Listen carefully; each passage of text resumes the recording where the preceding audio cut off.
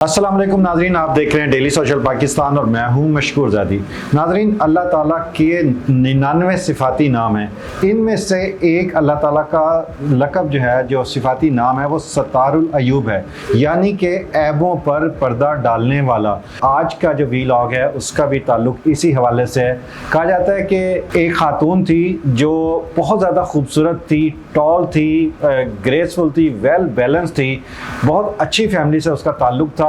लेकिन वो किसी एक ऐसे जगह पे शिफ्ट हुई जहाँ पे उसने बहुत अच्छा एक वेल फर्निश्ड घर लिया और वहाँ पर वो रहने लगी। छोटे छोटे उसके 3-4 बच्चे थे जिनके साथ वो रहती थी। उसके घर में कोई मेल नहीं था और कहा जाता है कि वो खातून जो है वो जब घर से बाहर निकलती थी तो बहुत ज़्यादा उसका बारीक लिबास होता था, इतना बारीक लिबास होता था कि मोहल्ले के जो लड़के थे वो स्पेशल इंतज़ार करते थे उस खातून के बाहर निकलने का कि वो निकले तो वो उसके ऊपर अपनी नज़र डालें। हत्ता कि जो ख़वातीन थी वो भी जो है वो उसको तंज के तौर से जो है वो देखने के लिए स्पेशल बाहर आया करती थी और फिर पूरे मोहल्ले में उसके हवाले से उसके लिबास की डिस्कशन हुआ करती थी। और दूसरी उसकी बात ये थी कि लोग कहते थे कि जब ये वहाँ से गुजरती है तो पूरी गली महक जाती थी और जब वो उस गाड़ी में बैठती थी, निकलती थी, तो वहाँ पे भी जो है वो पूरा फ्रेगरेंस जो ऑर्डर जो होती थी वो बहुत ज़्यादा होती थी। तो लोगों को यही ख्याल था कि ये खातून कोई अच्छी खातून नहीं है, इसका किरदार अच्छा नहीं है। और मज़ीद इस पर जो है वो उनको तक़वियत इस बात पे उनके शकूक को मिलती थी कि वहाँ पे उसके घर आमतौर से 3 मर्द थे जो आया जाया करते थे वक्तन फ़वक्तन। उसमें जो है वो एक नौजवान किस्म का आदमी था, वो भी बहुत लंबा चौड़ा वजी नौजवान था, वो उसके पास आता था तो वो अक्सर चला जाता था। तो उसके बाद 2 और लोग आया करते थे। वो लोग जो 2 थे वो अक्सर ज़्यादातर शाम को या रात के औकात में आया करते थे। और जब वो 2 बंदे आया करते थे तो वो जो औरत थी वो अपने 4 बच्चों को पड़ोसियों के घर भेज दिया करती थी। अब पड़ोसियों ने ज़ाहिरी बात है इस तरह तो एतराज़ नहीं किया कि ये क्या हरकत है, लेकिन उन पड़ोसियों को भी ये शक था कि ये इसका करैक्टर ठीक नहीं है। और फिर जो ही वो बच्चे वहाँ से निकलते थे तो उसके घर में बहुत ऊंची आवाज़ में म्यूज़िक चलना शुरू होता था। बहरहाल कुछ अरसा ऐसा ही चलता रहा। अभी अहले मोहल्ला इसको डिस्कस ही कर रहे थे कि इस खातून की वजह से हमारी सबकी बदनामी हो रही है, हमारे बच्चे ख़राब हो रहे हैं, हमारी औरतें हर वक्त उनको कोई काम नहीं है। इसी औरत पे जो वो नज़र रखती हैं कि एक दिन पता लगा कि इस खातून की डेथ हो गई, सडन डेथ हुई। अब उसका ऐलान हुआ, जब लोगों ने सुना कि जो है वो खातून की डेथ हो गई तो उन्होंने कहा कि चलो शुक्र है ज़मीन का बोझ जो है वो कम हो गया। ये दुनिया जो ये खातून जो थी ये एक बदकार औरत से हमारे मोहल्ले को, हमारी गली को निजात मिल गई। अब जब जनाजे का ऐलान हुआ तो कोई उसके जनाजे में जाने के लिए तैयार नहीं था, लेकिन जाहिर बात है आमतौर से ये होता है कि अहले मोहल्ला ख़ासतौर पर गली वाले तो जो है वो ज़रूर उसमें शिरकत करते हैं। तो उन्होंने एक दूसरे के साथ मामला डिस्कस किया। उन्होंने कहा वो औरत तो जिस किरदार की थी उसको वो जाने, उस परवरदिगार जाने, हमें चाहिए कि हम कम से कम उसकी नमाज जनाजा में शिरकत ज़रूर करें। दफनाने वगैरह का देखेंगे हम जाएँ या ना जाएँ, लेकिन नमाज जनाजा ज़रूर पढ़ लेते हैं। अब हुआ ये कि जब वो नमाज जनाजा के लिए, उसका जनाजा उठाने के लिए उसके घर में गए तो उन्होंने देखा कि वही 3 लोग वहाँ पर एक मरतबा फिर मौजूद थे। बहरहाल ये लोग, इनका तजस्सुस और बड़ा। अब इन्होंने कहा कि सिर्फ हम जनाजे तक नहीं जाएंगे बल्कि जब इसको दफनाने के लिए जाएंगे तो हम वहाँ पर भी जाके देखेंगे। और फिर पहले ये जनाजे में गए, उस खातून का जनाजा हुआ और वो 3 लोग इसके साथ जनाजे में रहे। उन्होंने उसको जनाजे को कंधा भी दिया, उठाया भी, और दीगर लोग भी उनके साथ रहे।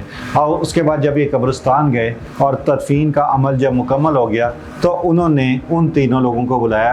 उन्होंने कहा अगर आप महसूस ना करें तो हम आपसे पूछना चाहते हैं कि आप इसके कुछ रिश्तेदार वगैरह तो बज़ाहिर महसूस नहीं होते, आप खुलिये से भी लगता है कि आप तीनों जो है वो उनका प्रोफेशनली डिफरेंट है, तो आप लोग कौन हैं और इस खातून के साथ इतना जो है वो आपका लगाव क्यों है? चलो ज़िंदगी में तो एक बात समझ आती थी, लेकिन आज भी आप इसके जनाजे में और तदफीन में रहे तो आप लोग हैं कौन? अब उस शख्स ने बताया, जिसका मैंने बताया था कि वो बहुत लंबा चौड़ा वजी था, उसने कहा कि मैं इसका जेठ हूँ, इसकी जो हस्बैंड था उसकी डेथ हो गई थी तो उसके बाद उनकी केयर करने के लिए, क्योंकि हमारा प्रॉपर्टी वगैरह का बहुत अच्छा बिजनेस है और इसके अलावा हमारी शॉप्स वगैरह भी हैं, तो उसके हिसाब किताब के लिए मैं आता था और बच्चों की देखभाल भी करता था। तो ये रिश्ते में मेरी भाभी हैं और ये मेरे भतीजे और भतीजी हैं। अब उन्होंने दूसरे लोग 2 लोगों से रब्ता किया।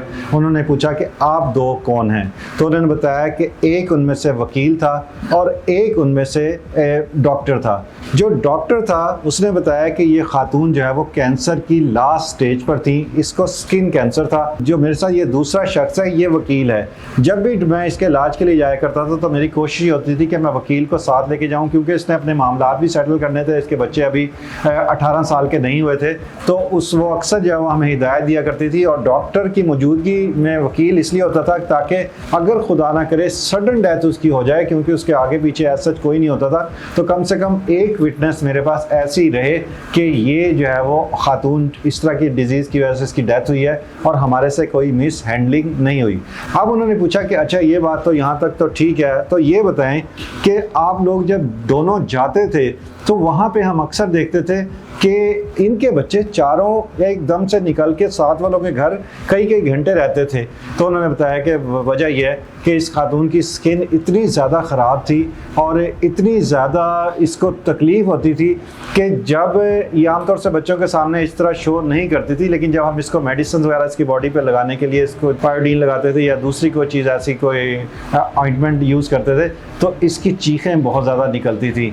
और कहा जाता है कि इसकी इतनी, वो कहते हैं कि इतनी दर्द होती थी, उसको छुपाने के लिए अहले मोहल्ला को मेरे हवाले से कोई तकलीफ़ ना हो, वो कहते थे कि ये अपना म्यूज़िक जो है वो ऑन कर देती थी। आखिरी सवाल उनके जहन में ये था कि यहाँ तक भी बात ठीक है, तो ये खातून अगर ये इसको ये मर्ज था, स्टेज इसकी लास्ट थी, तो ये इतने बारीक कपड़े पहनकर और परफ्यूम लगाकर बाहर किस तरह क्यों जाती थी? उसका भी जो उन्होंने जवाब दिया वो बड़ा दिल को हिला देने वाला है।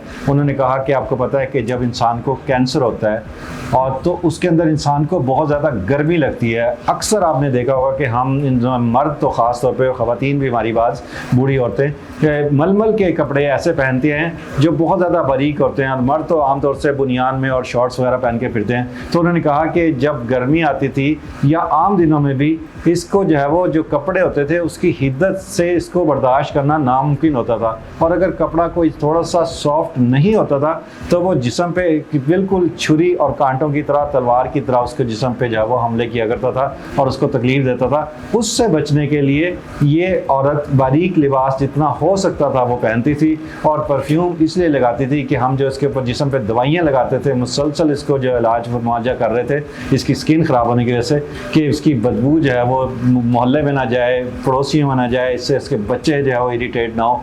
तो इसलिए जो है ये खातून परफ्यूम का इस्तेमाल करती थी और बारीक लिबास पहनती थी। अब वो लोग जो अहले मोहल्ला थे वो तो ये बात करके उन्होंने उनसे इजाज़त ली, उनका शुक्रिया भी अदा किया कि आप जो है ना आपने इतनी इस खातून की भाइयों की तरह, औलाद की तरह, फैमिली की तरह मदद की, हम आपके शुक्रगुज़ार हैं और बाकी अब हम इंतज़ाम करेंगे। उसके बाद वो कहते हैं कि हमें ऐसा महसूस हुआ कि जैसे ही ये खातून दफन नहीं हुई बल्कि हम पूरे गली वाले हमने अपने आप को जो है वो ज़िंदा दरगोर कर लिया।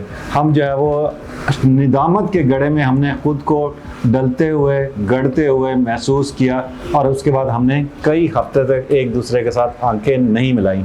तो अब रमज़ान के सदके, रमज़ान के तुफ़ैल, मेरी आपसे इल्तमास है कि जब भी आप किसी ऐसे शख्स को देखें, किसी ऐसी खातून को देखें जिसके बारे में आपने बदगुमानी पैदा की है, तो खुदा के वास्ते पहले उस पर तहकीक कर लिया करें, रिसर्च कर लिया करें, क्योंकि अल्लाह ताला ने किसी दूसरों के ऐबों पर पर्दा रखने का हुक्म दिया है। क्योंकि अगर आप दूसरों के ऐबों पर पर्दा डालेंगे तो रब्बुल इज़्ज़त यकीनन हबीब किब्रिया मोहम्मद मुस्तफ़ा सल्लल्लाहु अलैहि वसल्लम के सदके आपके ऐबों पर पर्दा रखेगा। आपको आपकी औलाद की नज़र में आपकी कदर रहेगी, अहले मोहल्ला के दिल में आपकी इज़्ज़त रहेगी। अगर आप दूसरों की इज़्ज़त उछालेंगे तो यकीन करें आपके नसीब में भी सिवाय निदामत, शर्मिंदगी और खारी के कुछ नहीं आएगा।